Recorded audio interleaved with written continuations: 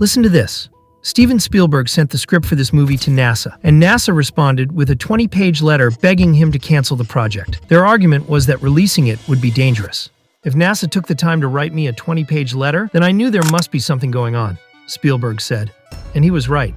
Folks, we can't keep this a secret any longer. Today we are going to tell a story about an obsession that haunted a director for 50 years, and how, for some high-ranking officials, that obsession was far too sinister to ever see the light of day.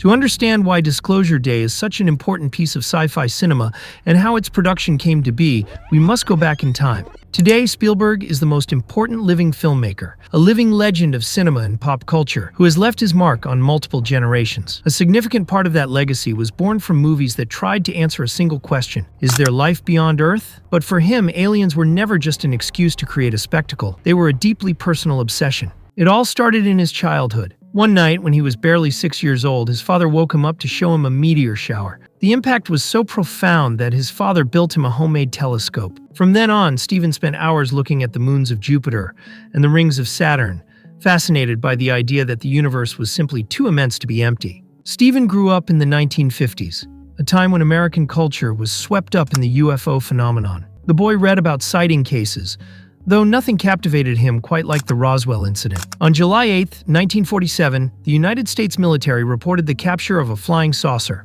although a few days later they retracted the statement, announcing that the wreckage actually belonged to a weather balloon. That contradiction sparked another obsession in him. If extraterrestrial life did exist, perhaps the authorities were covering it up.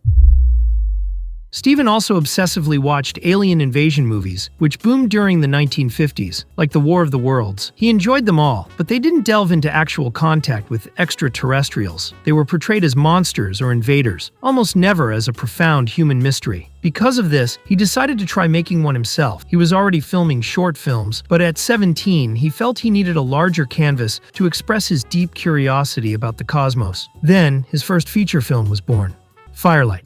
The film followed two scientists investigating strange night lights and disappearances in Arizona, while the government refused to acknowledge the possibility of alien life. Spielberg wrote, directed, produced, edited, and even composed some of the music. He filmed at night and over entire weekends with amateur actors, obsessed with making his vision of extraterrestrial contact feel real. Without realizing it, he also began pouring elements of his own life into the story. Around that time, his parents had started drifting apart. In a way, he reflected this in a subplot, where one of the protagonists has a tense relationship with his wife. Firelight was screened for a single night in 1964. It cost barely $500 and didn't make a dime back. But Spielberg felt something far more valuable. He had found the theme that would haunt him for the rest of his life. Even so, he knew it wasn't enough. He wanted to tell that story again with more resources, greater maturity, and a much more human perspective. One night, he looked up at the sky and said, "I want those guys to come in peace." That movie wouldn't be Disclosure Day, but it would eventually become a film that changed the rules in Hollywood. Although it would bring him problems far more dangerous than UFOs.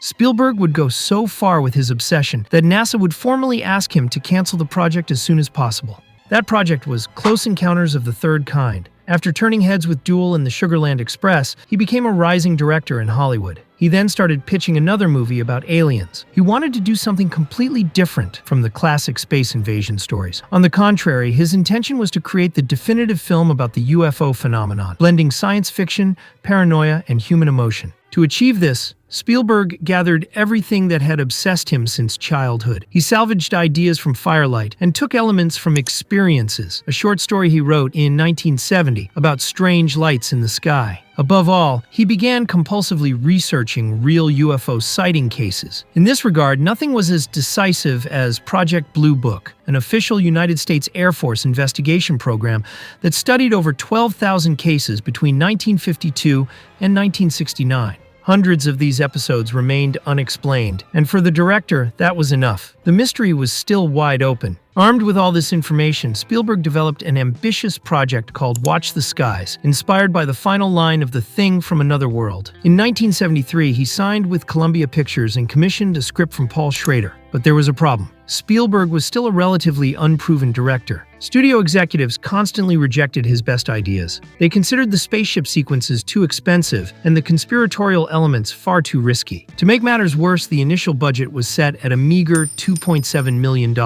Spielberg felt the project slipping through his fingers, and on top of that, he had run out of money. So, he accepted an assignment for Universal with the goal of gaining experience, making a name for himself, and padding his bank account. And that assignment was Jaws.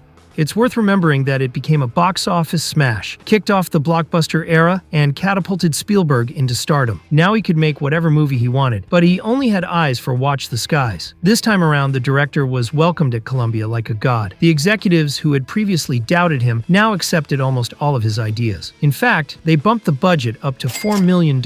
Spielberg used this newfound power to make a radical decision. He scrapped Schrader's script and rejected all other writers. He didn't want heroic military men or cold scientists. He wanted ordinary people facing something entirely impossible to understand. That's why he decided to write the script himself, a task he rarely undertook in his films. In a short amount of time, he mapped out a plot following three main characters: Roy Neary, an electrician obsessed with a sighting; Gillian, a mother desperate over her son's abduction; and Claude Lacombe, a French researcher played by the legendary filmmaker François Truffaut. Spielberg completed a script with a brand new title, Close Encounters of the Third Kind. It was inspired by the classification system created by astronomer J. Allen Hynek, one of the most prominent figures in Project Blue Book. For those who don't know, this was a real-life government program with two main objectives: to determine if UFOs represented a threat to national security and to scientifically analyze all the collected data. Spielberg brought the astronomer on board as a consultant because he needed the film to be firmly anchored in reality. His obsession was no longer just about showing aliens. He wanted the audience to feel that this could actually be happening in real life. Then Spielberg reached out to NASA, and things got weird. He sent the script to the authorities to get their opinion and secure more support. The director heard nothing for a few days until he received a letter that was 20 pages long.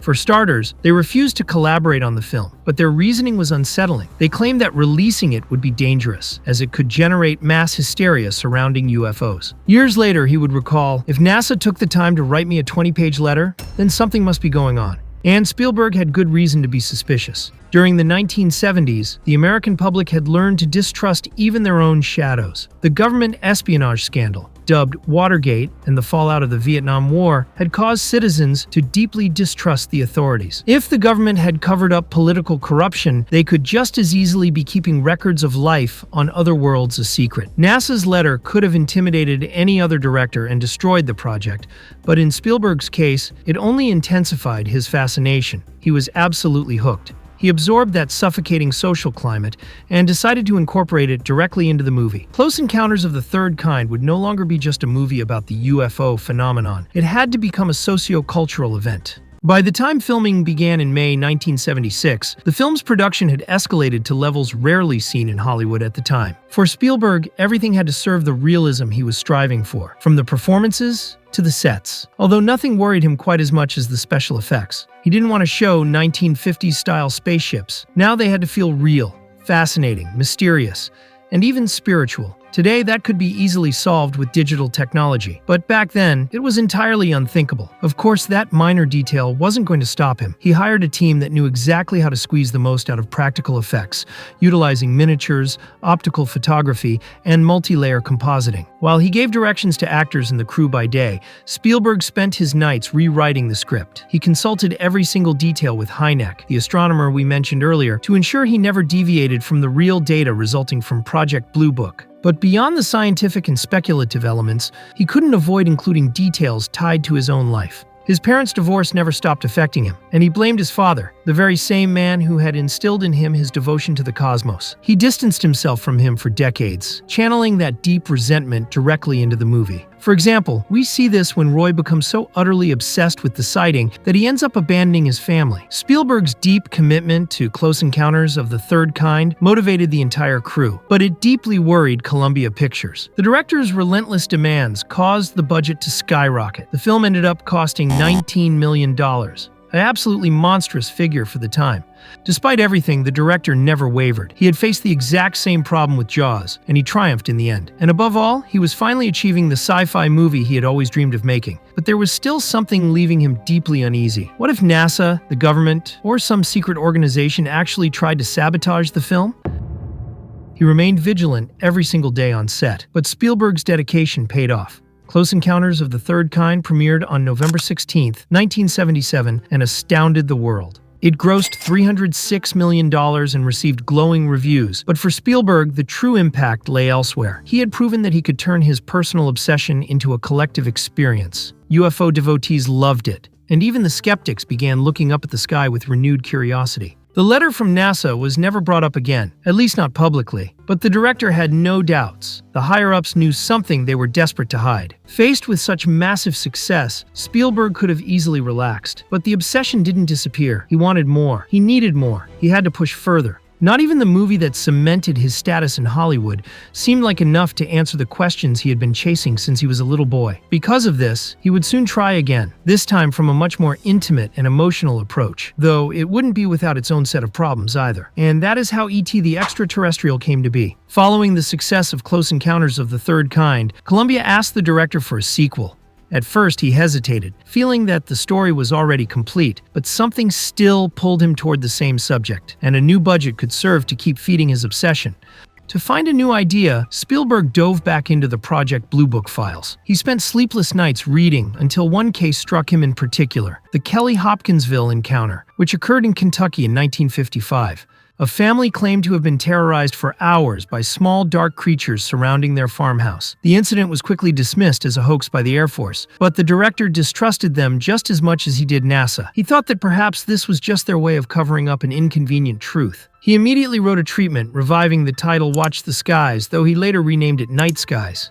But Spielberg had become highly sought after and had begun working on other projects, including Raiders of the Lost Ark. Even so, he desperately wanted to stay involved with Night Skies. He convinced Columbia to invest millions of dollars in its development and handed the treatment over to screenwriter John Sayles to write a first draft. In just a few weeks, Sayles had a story ready about a family besieged by 5 aliens. The ruthless leader was named Scar, and he exterminated animals using a long, bony finger that emitted a glowing light. While working on other projects, Spielberg closely followed the development of Night Skies. He was certain it would allow him to explore the darker side of extraterrestrial contact, grounded in a solid, true-life foundation. But over time, he admitted he was struggling to connect with such a bleak approach. He loved the project. He considered it essential to show that space visitors could also be hostile, but he no longer wanted to direct it. He decided to stay on as producer and ultimate authority, but he looked for another director. His first choice was Tobe Hooper, who had just disturbed the world with the Texas Chainsaw Massacre, but Hooper turned him down. While continuing the search, he decided to move forward with one of the aspects that needed to be the film's strong suit, the monsters. So he hired Rick Baker, an ascending talent in special effects at the time. He soon had alien designs that cost $700,000, a generous amount for the era. Spielberg could have felt satisfied with the evolution of Night Skies, but he wasn't. It was turning into a story that was too massive and sordid, even more than he had imagined. And now he was second-guessing whether he should even produce it. At that time, he was filming Raiders of the Lost Ark, dealing with massive action sequences, exotic locations, and Harrison Ford, and he realized he needed to return to the intimate films of his early days. However, his obsession with extraterrestrial life remained incredibly powerful. How could he combine that with the new direction he wanted to take his career? The answer arrived when Spielberg met with Melissa Matheson, a screenwriter and Ford's girlfriend at the time. He read her the draft of Night Skies, and every scene terrified her more and more, until one subplot moved her to tears. Buddy, one of the aliens, turns out to be kind-hearted and befriends the family's autistic son. The director admitted that this subplot was what resonated with him the most in the entire script. It aligned perfectly with his own humanism and spirituality. Upon finishing Indiana Jones's first adventure, Spielberg contacted Columbia to tell them he would no longer make Night Skies. He also spoke with Sayles and Baker, who was absolutely furious. He had dedicated months to creating the creatures. The director understood his frustration, but he got together with Matheson to develop a brand new project, which they titled E.T. the Extra-Terrestrial. No, E.T. and Me. Unlike Close Encounters of the Third Kind, the director now wanted to explore contact with aliens in E.T. strictly from the perspective of ordinary people, and once again he poured a great deal of his own life into the story. His parents' divorce continued to haunt him, but he would no longer frame that situation from the father's point of view. Now, the protagonist would be Elliot, a young boy living with his siblings and his mother, who still feels profoundly alone until he forms a bond with an explorer from another planet stranded in California, who just wants to go home. He also didn't forget his deep-seated suspicions regarding government secrets, so he included a subplot tied to Project Blue Book. This time around, a faceless team of government scientists is hunting the creature, and during the third act, They managed to capture it with the sole intention of studying it, completely uncaring if it costs the alien its life. Just like with Close Encounters of the Third Kind, Spielberg ran into a series of hurdles. Columbia Pictures rejected the project, considering it too childish and dismissing it as a wimpy Walt Disney movie. And let's remember that by the late 70s and early 80s, Disney was going through the worst financial and creative slump in its history. The director realized that, even after completely revolutionizing science fiction, he was still struggling to convince studio executives of his vision. Before he could give in to despair, the director was contacted by Universal Pictures, the studio that had produced Jaws. The studio wanted to buy the new project and give him the absolute freedom to make it however he wanted, but Columbia initially refused. So, Universal's executives negotiated a deal. They would reimburse the $1 million Columbia had already invested in development, plus give them 5% of the film's net profits. At the time, absolutely no one could have imagined the massive phenomenon that was about to unfold.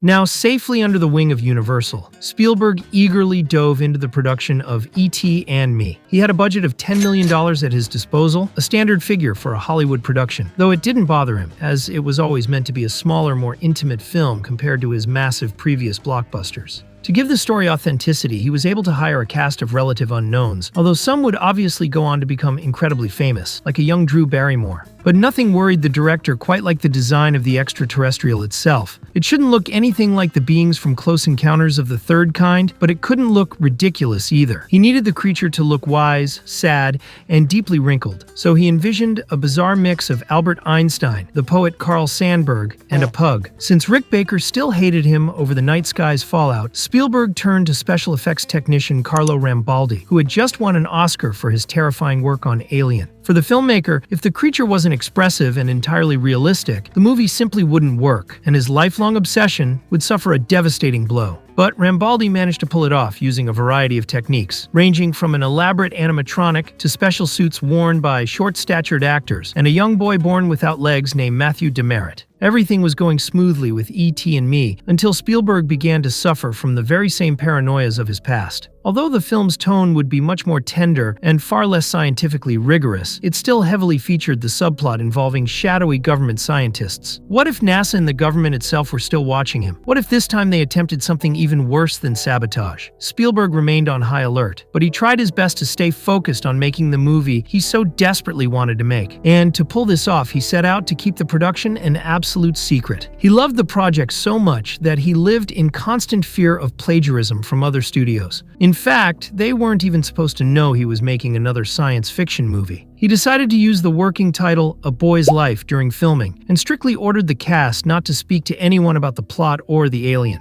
He also gave instructions for the set to remain completely closed and under heavy surveillance. Even Universal's own executives had trouble getting onto the soundstage. This way, he would protect the film from the press, and by extension, from any possible government sabotage. Spielberg was deeply passionate about E.T. and Me, although during post-production, he decided to change the title to the definitive E.T. the Extra-Terrestrial. And when the film premiered on June 11, 1982, the world fell in love with the story, the characters, and above all, the heartwarming and wondrous vision of making contact with a being from another planet. Even so, the director never could have imagined that it would gross $792 million, becoming the highest-grossing film in history until 1993, when it was finally surpassed by Jurassic Park, which was directed by Spielberg.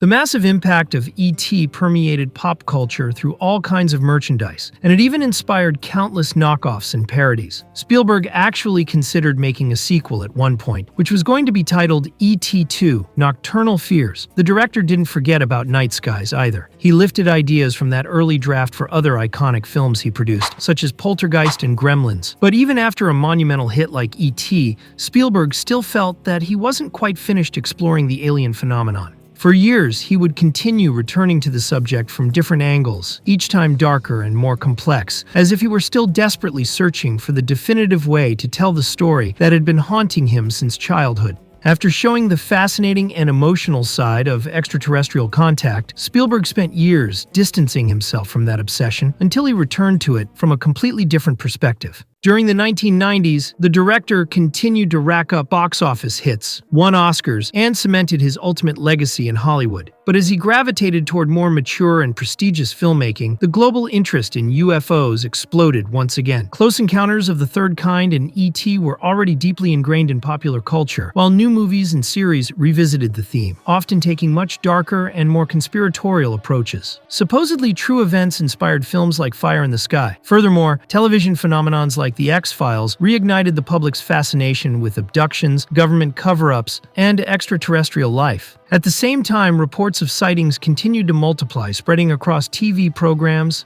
scientific magazines, and the nascent internet. Spielberg watched all of this closely. He had never stopped thinking about aliens. He was simply searching for the right way to return to the subject. Moreover, he felt he was going through profound personal changes that brought him closer to a much more mature vision of alien contact. After decades of estrangement, he finally managed to reconcile with his father, uncovering painful details about his family's divorce that he had never fully understood before. For the very first time, he truly grasped the heavy weight of secrets, silences, and inherited guilt. With all of that in mind, Spielberg set to work on a new project about humans and extraterrestrials. Determined to be as honest as possible, he distanced himself from E.T. to revisit the darker, more paranoid tone of Close Encounters of the Third Kind. He even recalled NASA's ominous warning and the lingering suspicions that the government was actively hiding the truth, a theory that fans considered just as compelling as any potential alien revelation. And this time, the aliens wouldn't be benevolent. They would be cold, clinical beings who experiment on humans. He wanted to cover so many aspects that a single movie simply wouldn't be enough. Then 1999 arrived, and he teamed up with screenwriter Leslie Bohem to develop the epic sci-fi miniseries Taken. The story functions as a sweeping saga following three families: the Crawfords, the Keys, and the Clarks. These three clans are deeply marked by alien abductions and military cover-ups, spanning from World War II all the way to the present day, with the Roswell incident right in the middle of it all. Spielberg was ready to oversee every single detail of the project, but nothing prepared him for what happened just as production began. On September 11, 2001, the terrorist attacks on the World Trade Center took place. Spielberg was horrified by the destruction, the chaos, the trauma, and the subsequent paranoia. He also paid close attention to the immediate fallout. The U.S. government passed the Patriot Act, which granted intelligence agencies enhanced surveillance tools to intercept and obstruct terrorists and any other perceived threats. This massively heightened the public's feeling of being watched and the reality of extreme military secrecy.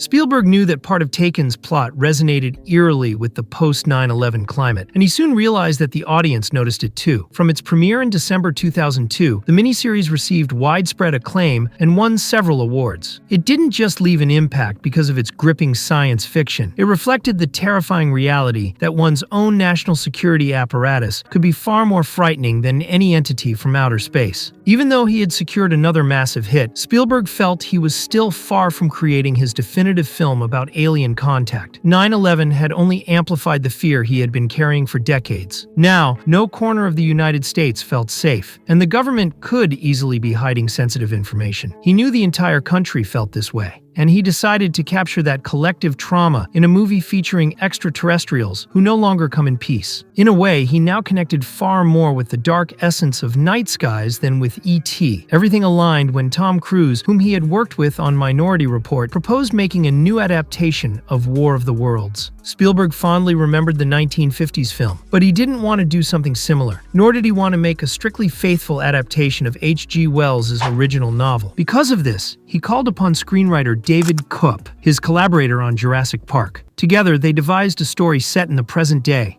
featuring terrifying tripod-shaped spaceships and aliens that, for the very first time, he would bring to life using cutting-edge digital technology. But Spielberg's true priority was to tell a multi-layered story of survival. Cruise would play Ray Ferrier, a divorced dock worker who must protect two children he barely has a relationship with. When the invasion breaks out, Ray must navigate all kinds of unimaginable dangers to get them safely to their mother. The director knew he was once again touching on issues deeply linked to his own life. For the first time, however, he was depicting a steadfast father, capable of making the most difficult decisions imaginable to protect his family. The production of War of the Worlds took up a good part of 2004, and for Spielberg, it was a delicate experience. The tension surrounding him no longer came from NASA or the government. Now, it stemmed from a deeply terrified society. As he and his crew filmed in various American cities, he saw firsthand that everyone was still traumatized by 9/11. That is why he avoided presenting the invasion as a thrilling adventure, opting instead for a tone of apocalyptic hyperrealism. He would show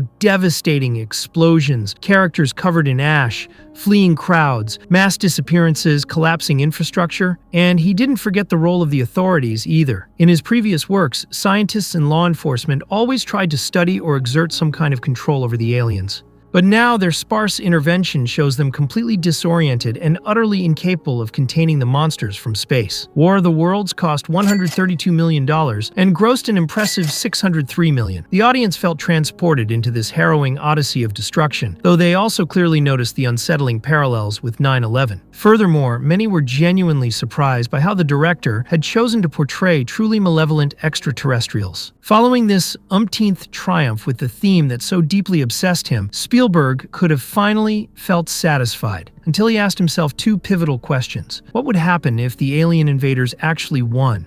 And how would humanity mobilize to fight back against them? Just like with Taken, he realized he needed much more than a 2-hour movie to tell this story. So, he turned to screenwriter Robert Rodat to create the series Falling Skies. Continuing in the bleak vein of War of the Worlds, the story centers on a human resistance, struggling to survive in a world where they can no longer rely on modern technology. As in every Spielberg work, the core of the story is deeply humanistic, with the family unit right at its center. The protagonist is Tom Mason, a history professor who loses his wife in the initial attack and must now do whatever it takes to protect his 3 sons. Falling Skies ran for 5 seasons between 2011 and 2015, proving once again that Spielberg had never really stopped chasing the exact same story. Only the historical context, the tone, and the specific fears of the era had changed. And you might be saying to yourselves, well, that's it. He did it. He finally satisfied his lifelong obsession.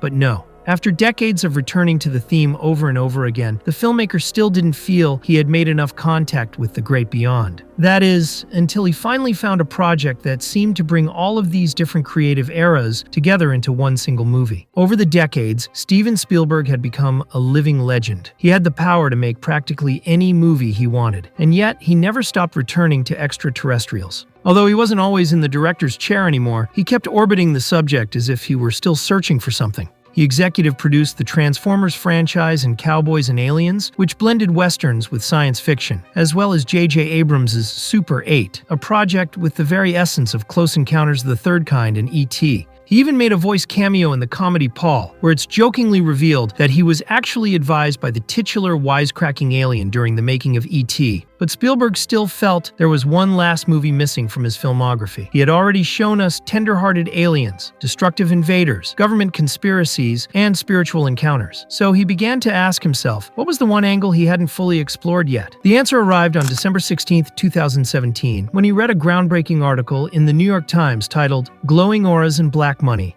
The Pentagon's Mysterious UFO Program." This investigation revealed the existence of a highly classified Pentagon project known as the Advanced Aerospace Threat Identification Program. Alongside the article, 3 Navy videos were declassified and leaked, showing objects moving with seemingly impossible technologies. For decades, Spielberg had fantasized about the idea that governments and intelligence agencies were actively hiding information regarding extraterrestrial life. And there it was. Now he felt that this possibility was no longer strictly the stuff of science fiction. But the revelation sparked another, even more important question. What would actually happen if humanity finally discovered that it is not alone? This had to be the definitive movie about aliens. With that in mind, he wrote a treatment and handed it over to Koepp to turn it into a full script. He explained that he was looking for a sci-fi action thriller, but also a deep and highly emotional dive into how people perceive one another. It needed to strike a balance between the political realism of Taken and the hope that contact, however disruptive, wouldn't necessarily be lethal. He wanted a film grounded more in truth than in fantasy. Naturally, the director also asked Koepp not to speak to a single soul about it.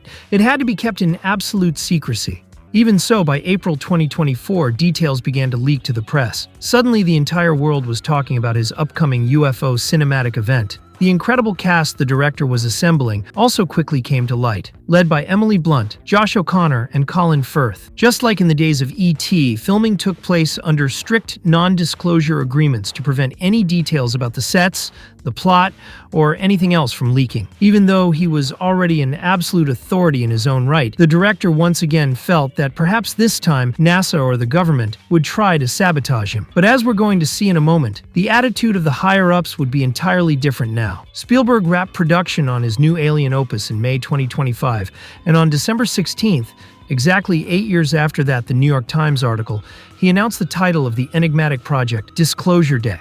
The release date was set for June 12, 2026, and an equally mysterious marketing campaign immediately kicked off, featuring posters and trailers that barely revealed the premise. Based on the initial footage, fans flooded the web with comments and theories. For starters, disclosure is the specific term used to describe an official government revelation regarding extraterrestrial life, and the early promotional images seem to reinforce that idea. Characters who possess a truth capable of changing the entire world. People even wondered if it wouldn't just be a movie, if it would actually tell the real truth about our place in the galaxy. At the same time, fans seem to agree that the film will be the ultimate synthesis of all his previous visions of the extraterrestrial phenomenon. The wonder of Firelight, the fascination of Close Encounters of the Third Kind, the emotional core of E.T., the paranoia of Taken, the anxiety of War of the Worlds, and the resilience of Falling Skies. To make things even wilder, the current real-world context seems to be creeping closer and closer to the very obsession Spielberg has been exploring since the 1970s. In February 2026, former U.S. President Barack Obama stated on a podcast that extraterrestrials do exist, even though he hasn't personally seen them. However, just a few hours later, U.S. President Donald Trump declared that Obama had revealed classified information. Not only that, but he officially ordered government agencies to identify and declassify all federal archives linked to extraterrestrial life. On May 8th, the Department of Defense published the first batch of the so-called United States UAP files. This released over 160 previously secret declassified documents, which include photographs, unreleased footage, FBI interviews, and even NASA mission reports. According to the Pentagon, this doesn't constitute definitive proof of alien technology, but the debates and expectations are spreading like wildfire, especially in the office of our obsessive director. Disclosure Day could very well be the crowning achievement of Spielberg's career. He has spent half a century looking up at the sky, imagining peaceful visitors, hostile invasions, conspiracies, and state secrets. But perhaps that entire journey was never truly about aliens. Maybe every single one of his works was simply a different stage of the exact same search, an exploration that evolved alongside his own fears, his obsessions, his family life, and the political climate of each passing era. What do you guys think? Will Disclosure Day be the culmination of an entire career, or something even more monumental? Let me know in the comments. Masters of the Universe is doomed to fail. More than just a cartoon or a Mattel toy, He-Man is a childhood treasure for a lot of people.